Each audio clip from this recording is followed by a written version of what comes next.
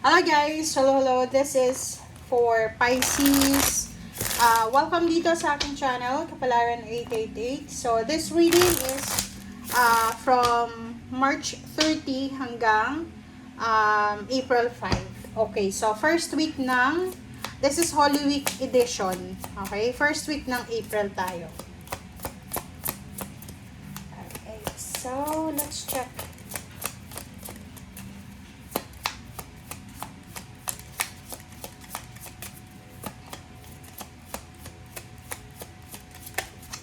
Alright, so let's check. Pisces. Pisces.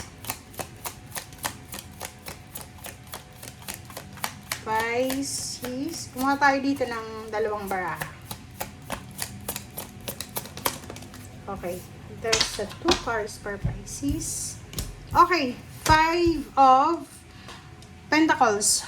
5 of Diamonds. Number 28. So, this is number 10, number 5, number 6, number 6. Okay.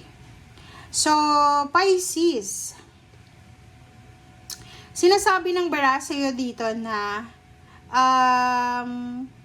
possible ka, may posibilidad na mayroon kang natanggap na bad news. Kasi this lion, okay, this 6 of Pentacles, sinasabi na posibleng may bad news na natanggap ka. So, maybe may natanggap kang bad news few weeks ago, 6 months ago, or 6 weeks ago. And sa linggong ito,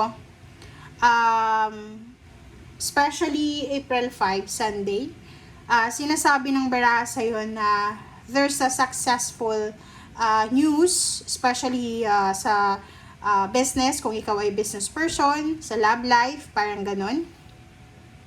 And sinasabi ng baraha sa'yo na kung ano man na problem, like halimbawa may emotional problems ka, family problems, financial, or anything na nagbigay sa'yo ng sama ng loob, imbalance, ganito. Etong anchor na to ay symbolizes halt, okay?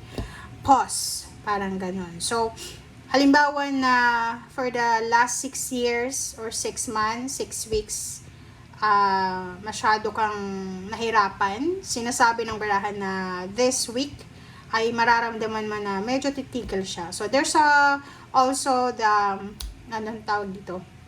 Solar eclipse, April 2. So, sinasabi ng baraha, the solar eclipse ay posibleng magdala sa'yo ng change, diba? So, you will recover from anything na shocking, bad news, or anything na hindi maganda na nangyari for the past months. Okay.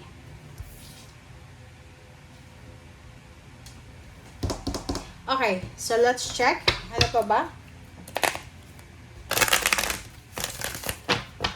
Okay, what else? Pisces.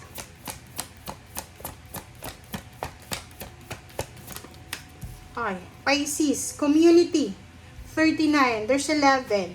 So, nakikita mo dito yung barahang to. Etong barahang yan ay nagsasabi sa'yo na this April, especially this first week of April, there's a parang community occasion. So, like if you are Roman Catholic, so it's Holy Week sa Pilipinas. So, sinasabi ng baraha dito na there's so much things na isa-celebrate mo. Maraming rason sa linggong ito para magsaya ka, para magbunyi ka, para mag-celebrate ka. Okay? So, let's verify.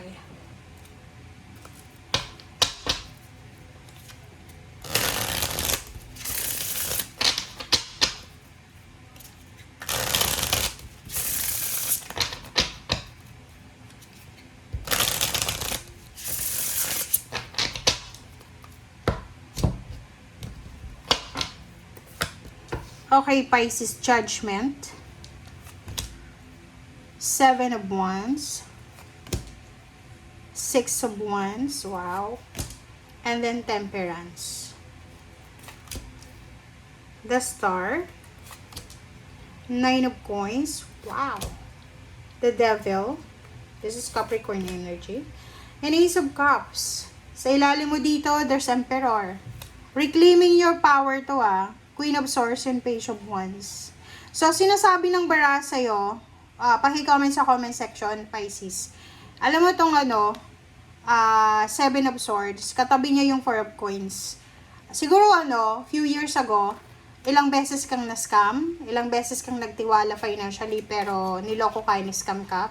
Pero this week, sinasabi ng barahan na you will start to reclaim your power this week. Kumbaga, hindi ka na tulad ng dati na people pleaser, or hindi ka na tulad ng dati na pwede nilang utuin, mabilis na utuin, parang ganon. So, you're reclaiming your power, you're super powerful sa linggong ito.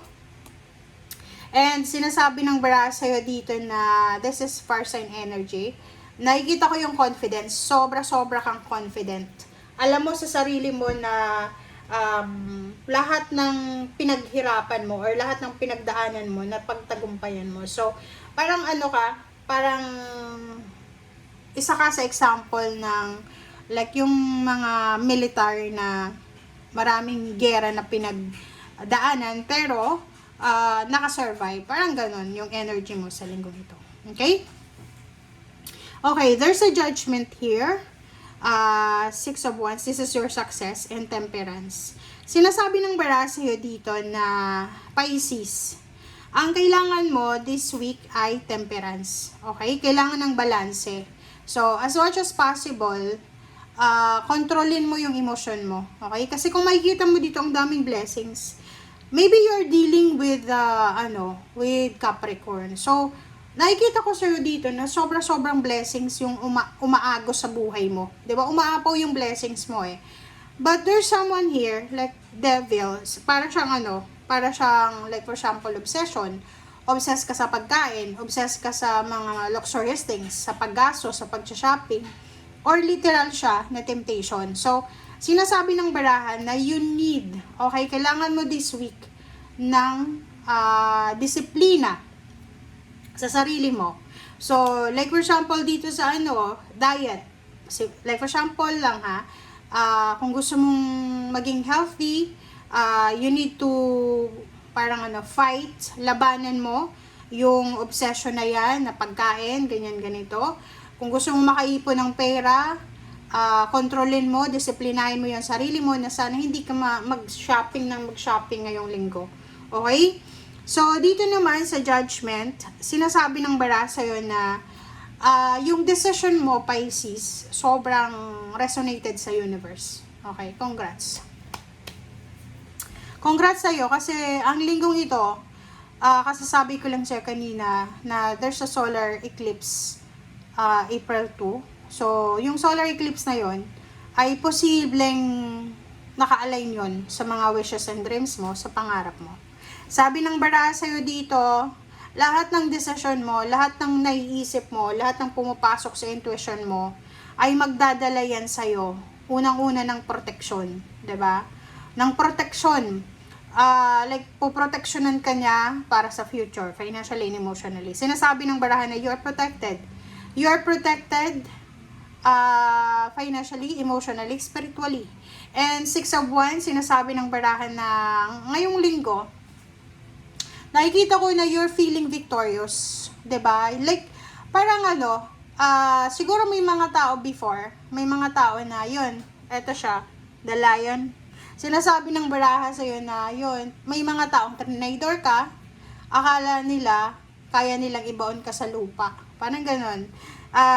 Like, blood, family, parang ganon. May mga tao na parang, like kapatid mo nga, di ba? Yung like, pwede ka nilang tridorin, ganyan. Ginawa nila sa'yo, maybe. And nakikita ko sure dito, the more na binababa ka nila, the more na pinupush down ka nila, the more na nagtatagumpay ka. Kumbaga, iniaangat ka ng someone here na protektado ka. So, sinasabi ng bara dito na you have full support spiritually.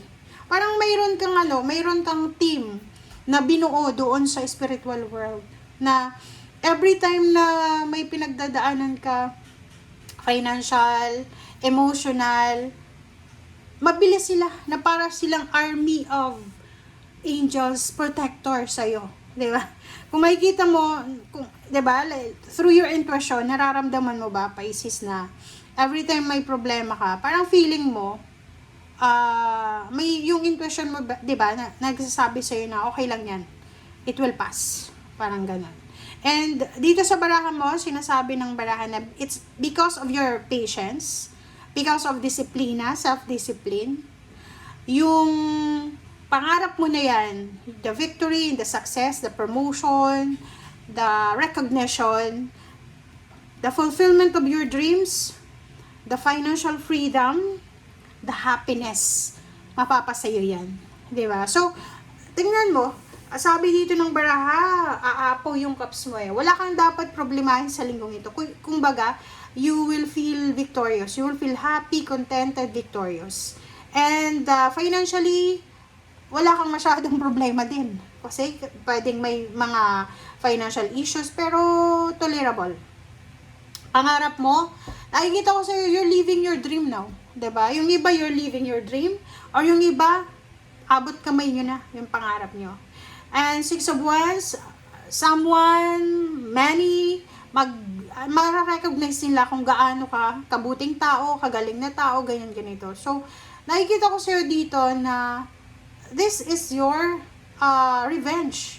Kasi dito sa 6 of Pentacles, sinasabi na maraming tao yung parang ina-underestimate ka before. And then ngayon, ipapakita ng universe, ng team, ng army mo, army of support and protection, na ikaw ay walang sino man na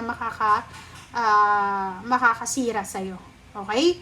So you are destined, this judgment is destiny, you are destined to follow your dreams, to enjoy your dreams, luxurious dreams, happiness. Ang medyo concern lang natin dito is you need to be aware sa mga obsession natin. Okay? Unhealthy habits, lifestyle, yung emotion din bawasan mo, Pisces, yung sobrang pagkikare sa mga tao sa paligid mo. And sinasabi ng bara, yung medyo off lang dito is yung temptation, pagkain. Okay? Bawasan mo yung sobrang pagkain. Okay? Thank you guys. Bye!